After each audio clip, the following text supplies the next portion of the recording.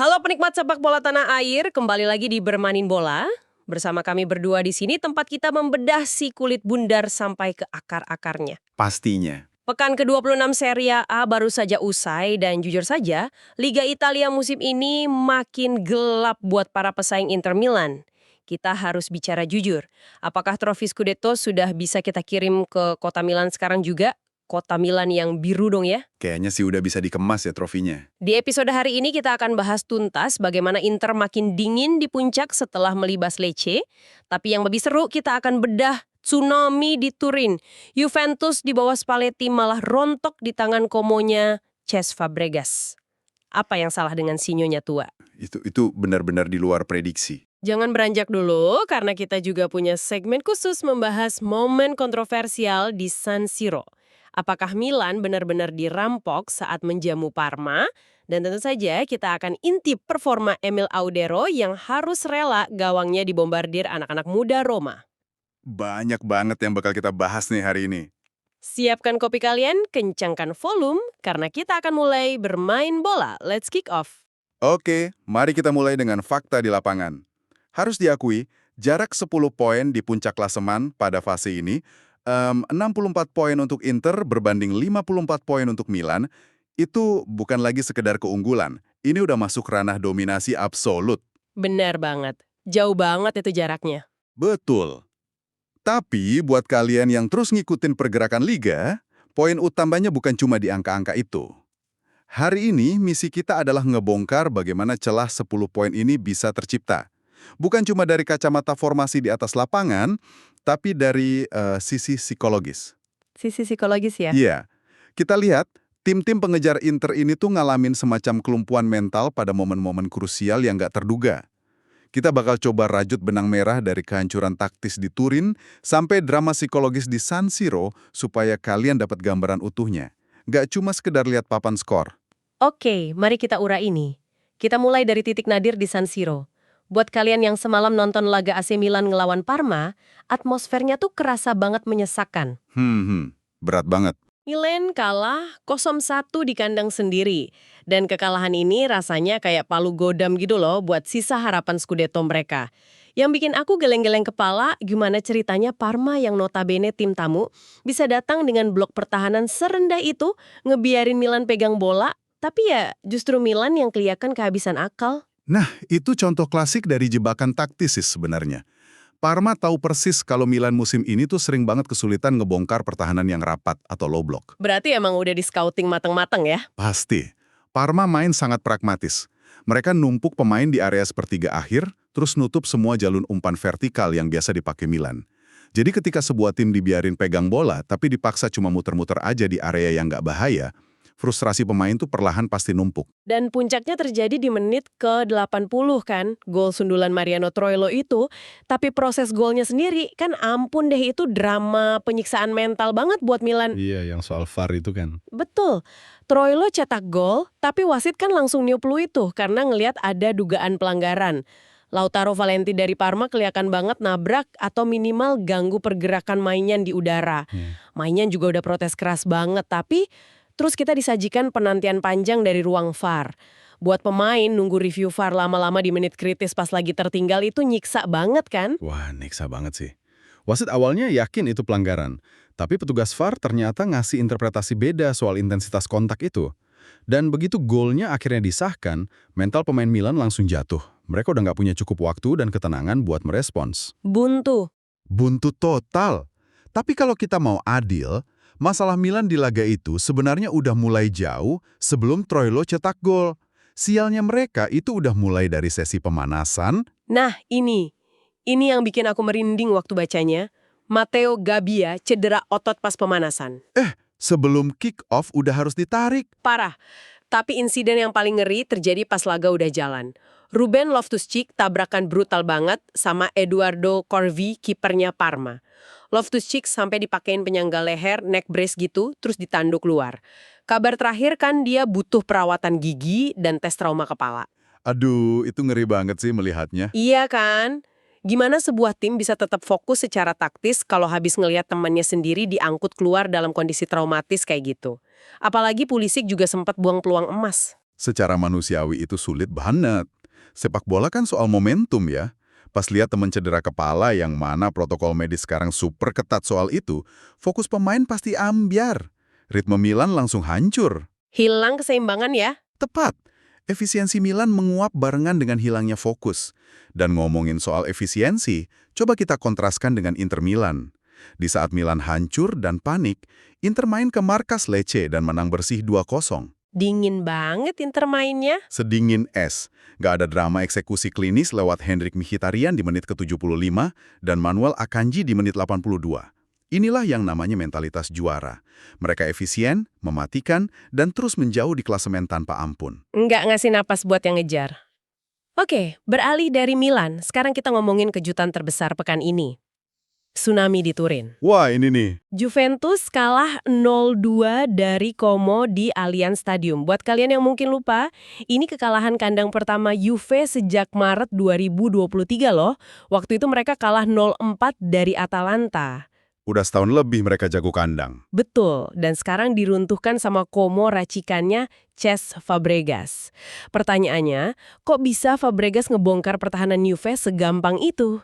Fabregas ini jeli banget. Dia nerapin taktik yang ngeeksploitasi kepanikan lini belakang Juve. Gol pertama Mergim Voivoda di menit 11 itu kan gara-gara kesalahan Weston McKennie. Ah iya, McKennie blunder. Terus bola diambil, ditembak ke tiang dekat, dan Michele Di Gregorio gagal antisipasi. Itu kesalahan fatal buat kiper sekelas dia. Terus gol keduanya, itu kan dari skema serangan balik, padahal Juve lagi dapat tendangan sudut. Nah itu dia, Maxence Kakeret ngegolin di menit 61 dari counter attack cepat banget dari tendangan sudut Juve sendiri loh. Gila sih itu. Iya, Como ngehukum transisi lambatnya Juve, dan jangan lupa, Lucas Dacunya sempat tendang volley dan kena mistar. Kalau itu masuk, bisa lebih parah lagi. Data XG harapan gol nunjukin banget dominasi Como. Mereka nyatet 1,41 berbanding 0,7 punya Juve. 2 kali lipat lebih bahaya ya. Nah, habis laga, Luciano Spalletti ngeluarin kutipan yang menohok banget. Dia bilang musuh sejati Juventus adalah diri kami sendiri. Dalam banget itu. Dalam, seolah-olah nyerah sama keadaan ruang gantinya. Apa makna kutipan itu menurutmu?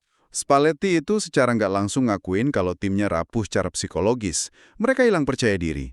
Bayangin aja, ini udah ke-13 kalinya musim ini Juve kebobolan lewat tembakan tepat sasaran pertama dari lawan. Tembakan pertama langsung gol? Astaga. Iya, itu nunjukin fokus mereka di awal laga bermasalah.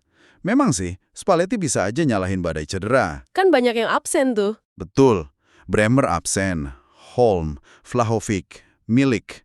Terus Pierre Kalulu juga absen karena skorsing. Tapi Spalletti nekenin kalau akar masalahnya ada di mentalitas. Dan efeknya sekarang, Como itu cuma berjarak 1 poin dari Juventus. Como 45 poin, Juve 46 poin. Persaingannya makin ngeri. Disinilah bagian yang sangat menarik, ngomongin soal persaingan zona Eropa. Kita geser ke Stadio Olimpico, Roma ngamuk dan Gilas Cremonese 3-0. Darah mudanya Roma lagi meledak nih. Bener. Dan sayangnya buat fans tanah air, Emil Audero yang jaga gawang Cremonese harus rela gawangnya dibombardir. Kasian juga sih Emil, tapi Roma emang main luar biasa, terutama di babak kedua. Babak pertama kan lumayan alot tuh. Baru pecah telur di menit 59 ya? Iya, Brian Cristante mecah kebuntuan lewat sundulan.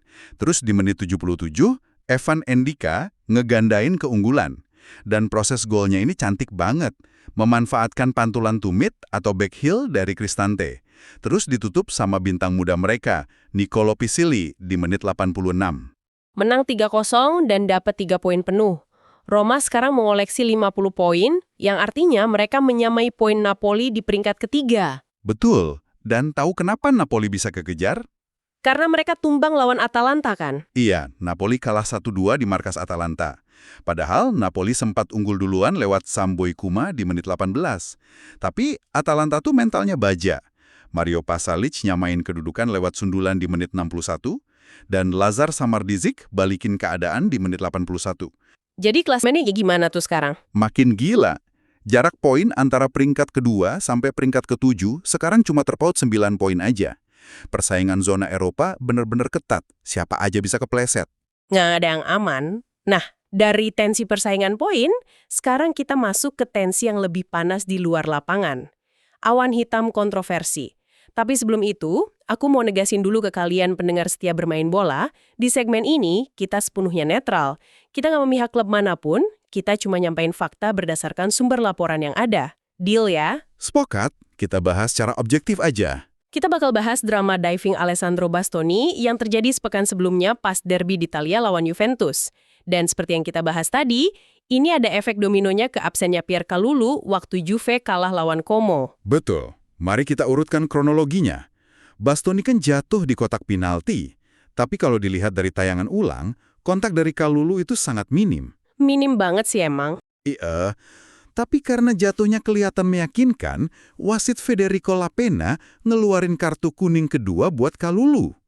Nah, masalahnya makin meledak waktu kepala wasit Gianluca Rocchi terang-terangan bikin pernyataan publik. Dia ngaku kalau itu adalah kesalahan serius dan jelas-jelas ada simulasi atau diving dari Bastoni. Tapi pertanyaannya, kalau kepala wasit aja udah ngaku, itu diving dan salah keputusan, kenapa VAR nggak intervensi? Terus kenapa Bastoni yang dihukum? Nah, ini yang bikin gemas. Ada semacam loophole atau celah di regulasinya. Pertama, secara aturan, VAR itu emang nggak boleh ngintervensi kartu kuning, walaupun kartu kuning itu berujung kartu merah sekalipun. Aturannya agak aneh ya, padahal dampaknya besar. Ya, emang gitu aturannya. Terus yang kedua, soal kenapa Bastoni lolos dari hukuman retrospektif alias hukuman susulan dari rekaman video. Aturan Serie A tuh cuma ngizinin hukuman retrospektif buat dua hal. Kekerasan fisik yang luput dari wasit, atau ini khas Italia banget, penistaan agama atau blasfemi. Oh, bestemia itu ya. Betul. Jadi kalau pemain ketangkap kamera ngumpat bawa-bawa agama, itu bisa langsung diskors. Tapi diving yang merugikan lawan secara masif, nggak masuk kategori itu. Bastoni lolos gitu aja. Gila sih. Dan kalau kita hubungkan ini ke gambaran besarnya, dampak kelamnya justru kejadian di luar lapangan. Netizen ngamuk. Nah itu, ngeri banget. Serangan sama ancaman di media sosial itu nggak cuma ke Bastoni, tapi merembet ke istrinya, Camilla Bresciani, sampai ke anak-anaknya. Itu udah kelewatan batas sih. Kelewatan banget. Sampai-sampai Presiden Inter BP Marotta harus turun tangan bikin preskon buat ngebela pemainnya. Dia nyebut ini sebagai perburuan penyihir atau witch hunt oleh media dan fans. Reaksi publik emang lagi sensitif banget. Dan tekanannya sekarang malah geser ke timnas Italia. Ke Gennaro Gattuso kan? Iya, Gattuso lagi didesak banget buat nyoret Bastoni dari skuad timnas Italia untuk laga playoff Piala Dunia lawan Irlandia Utara bulan Maret besok. Alasannya murni demi menegakkan nilai fair play. Ini posisi yang dilematis banget buat pelatih. Di satu sisi, dia butuh bek andalan. Di sisi lain, ada tekanan moral dari publik. Betul sekali. Dan ngomongin soal mental dan tekanan, aku jadi kepikiran satu hal nih dari obrolan kita hari ini. Apa tuh? Ngeliat mentalitas skuad Juventus yang tiba-tiba rapuh banget, terus ngeliat dominasi Inter yang efisien dan nyaris tanpa celah emosional, ini memunculkan satu pertanyaan besar buat dipikirkan. Di era sepak bola modern yang super canggih, penuh sama data dan analisis taktik sedetil mungkin, apakah stabilitas psikologis di ruang ganti itu kini menjadi senjata yang jauh lebih mematikan dibandingkan formasi apapun di atas lapangan hijau? Merinding aku dengarnya. Emang kadang otak dan mental itu jauh lebih nentuin daripada cuma sekedar taktik di atas kertas. Benar banget. Oke, itu dia ulasan panas kita untuk pekan ke-26 Liga Italia. Inter Milan memang sedang terbang tinggi sendirian, tapi di Serie A drama tidak pernah benar-benar mati. Terutama buat kalian fans Juventus dan AC Milan yang mungkin malam ini tidurnya agak kurang nyenyak karena hasil di Turin dan San Siro. Tetap semangat buat fans Juve kan Milan. Pasti dong, pertanyaan besarnya. Apakah kebangkitan Como di bawah Cesc Fabregas adalah awal dari runtuhnya dominasi klub-klub tradisional di zona Eropa? Atau jangan-jangan Spalletti butuh lebih dari sekedar waktu untuk memperbaiki mesin Juventus yang sedang mogok? Tulis pendapat kalian di kolom komentar di bawah ini. Ditunggu diskusinya ya. Kalau kalian suka dengan bedah taktik dan isu panas yang kami bawakan tadi, jangan lupa untuk subscribe di kanal YouTube Bermain Bola dan klik tombol loncengnya agar kalian tidak ketinggalan update pekan depan. Bagikan juga episode ini ke grup WhatsApp komunitas bola kalian supaya perdebatan ini makin seru. Share yang banyak ya. Kami berdua pamit undur diri, terus pantau klasemen, jaga sportivitas, dan tetaplah bermain bola. Ciao!